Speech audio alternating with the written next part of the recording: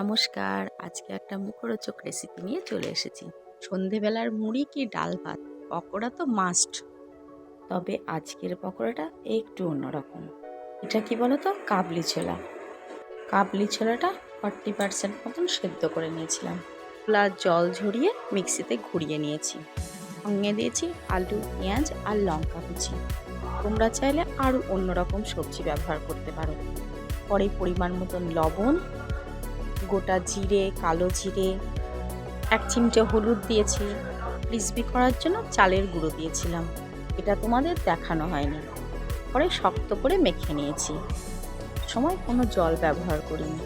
লবণ দেওয়ার পরে পেঁয়াজের জলেই তাতেই মাখা হয়ে গেছে। তোমরা চাইলে অবশ্যই জল দিতে পারো। তারপরে গরম গরম তেলে পকোড়াটা দিয়েছি।